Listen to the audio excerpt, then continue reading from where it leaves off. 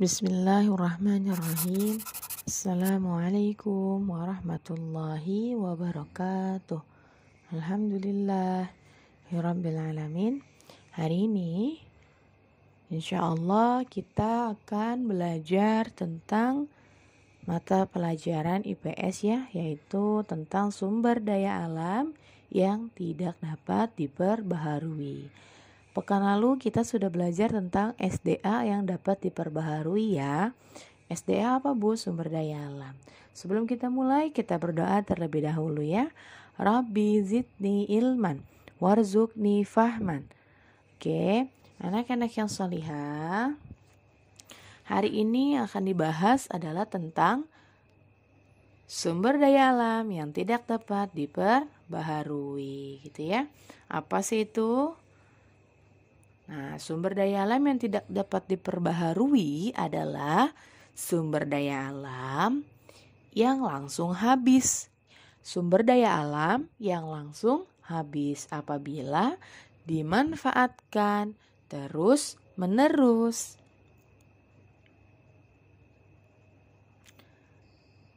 Sumber daya alam yang tidak dapat diperbaharui, nah di situ ada waktu lama ratusan juta tahun. Maksudnya adalah membutuhkan waktu yang sangat lama dan beratus-ratus juta tahun lamanya untuk bisa dipulihkan kembali. Sehingga maka dari itu sumber daya alam yang tidak dapat diperbaharui adalah sumber daya alam yang langsung habis apabila dimanfaatkan secara terus-menerus gitu ya.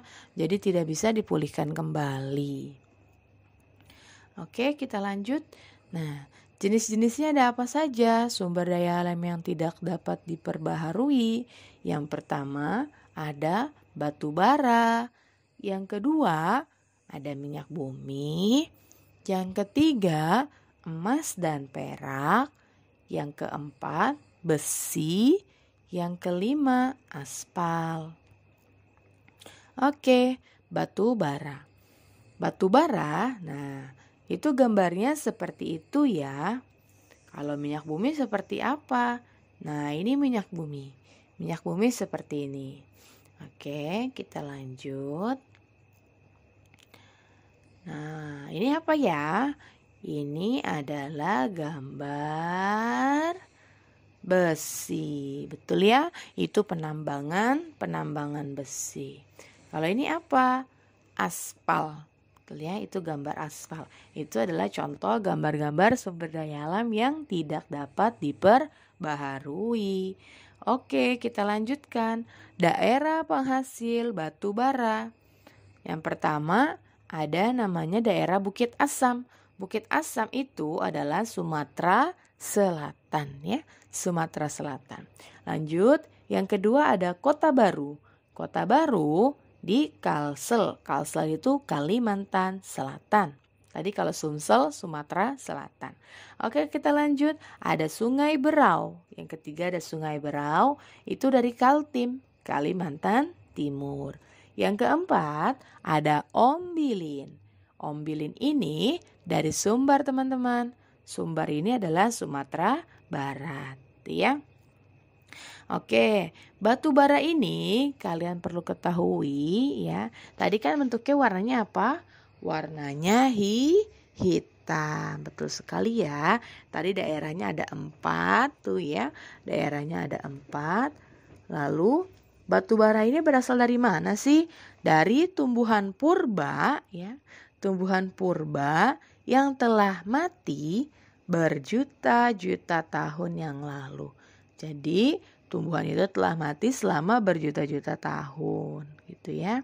Nah, nanti ada prosesnya kembali. Jadi sekarang kalian cukup ketahui bentuknya seperti apa dan daerah penghasilnya di mana. Itu untuk pengetahuan kalian saja gitu ya. Batu bara itu asalnya dari mana. Oke, kita lanjut. Yang kedua, daerah penghasil minyak bumi. Daerah penghasil minyak bumi ada yang pertama namanya Babo. Nah, Babo ini tempatnya ada di daerah Papua. Yang kedua, ada Cepu.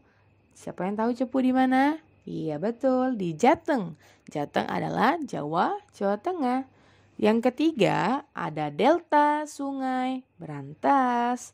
Delta Sungai Berantas ini ada di Jatim, Jawa Timur. Lalu yang keempat ada nama daerahnya Dumai. Dumai ini namanya tempatnya adalah daerah Riau ya. Dan yang kelima ada Tanjung Pura. Tanjung Pura ada di Sumut, Sumatera Utara. Oke, minyak bumi seperti gambar yang tadi ya Ibu tunjukkan ya. Nah, itu adalah bentuk dari minyak bumi sebelum diolah gitu ya. Agar bisa menjadi bahan bakar, hasil pengolahan minyak buminya itu harus maksudnya diolah terlebih dahulu. Minyak bumi yang tadi tuh ya yang Ibu tunjukkan gambarnya harus diolah terlebih dahulu gitu ya. Agar bisa bermanfaat untuk bahan bakar. Nah, bahan bakar kendaraan bermotor kita ya. Terus untuk yang mobil itu juga berasal dari minyak bumi gitu ya. Oke, kita lanjut. Daerah penghasil emas dan perak. Di mana saja itu? Ada namanya. Yang pertama, Bolang, Mongondo, Sulawesi Utara. Cikotok dari Jawa, Jawa Barat. Dan yang ketiga, penghasil emas yang ketiga adalah Nangro Aceh, Darussalam. Itu ya, Nangro Aceh, Darussalam. Oke, kita lanjut. Tentunya penghasil emas dan perak kalian tahu ya, emas dan perak. Emas tadi berwarna kuning dan kalau perak warnanya putih gitu ya, agak keputih-putihannya seperti aluminium lah warnanya. Abu-abu gitu ya, bukan putih, abu-abu ya. Oke, kita lanjut. Daerah penghasil besi. Tadi gambar besi tahu ya, penambangan besi. Nah, sekarang penambangan besi itu ada di daerah mana saja? Yang pertama, diingat-ingat ya. Yang pertama Cilacap. Cilacap ini ada di Jawa Tengah. Yang kedua Cilegon. Cilegon itu ada di Banten. Yang ketiga Gunung Tegak. Wow, gunungnya tegak ya Bu. Oke, nama Gunung Tegak ini ada di daerah Lampung. Itulah daerah penghasil besi ya teman-teman.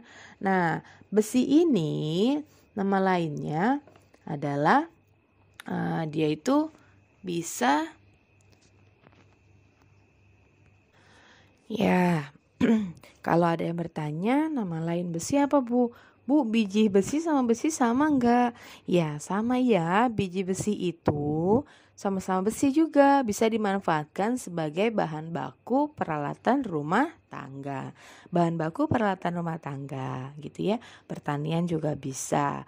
Ya, itulah tadi daerah penghasil besi atau biji besi ya. Oke, kita lanjut. Sekarang daerah penghasil aspal. Nah, daerah penghasil aspal yang pertama ada Pulau Buton. Ingat ya, hanya ada 2 ini penghasil aspal. Yang pertama daerah Pulau Buton. Pulau Buton ini ada di Sulteng, Sulawesi Tenggara. Yang kedua ada namanya Wonokromo. Wonokromo ini dari Jawa Timur. Jadi Wonokromo ada di daerah Jawa Timur. Oke, kita lanjut. Nah, kira-kira apakah sumber daya alam yang tidak dapat diperbaharui hanya itu saja? Ada contoh lain ya. Nah, ini sumber daya alam yang tidak dapat diperbaharui. Contohnya pertama, contoh yang lain adalah ada bauksit. Bauksit ini nama lainnya biji aluminium ya. Bauksit biji aluminium. Yang kedua, ada nama lain dari sumber daya alam yang tidak dapat diperbaharui, contohnya adalah belerang.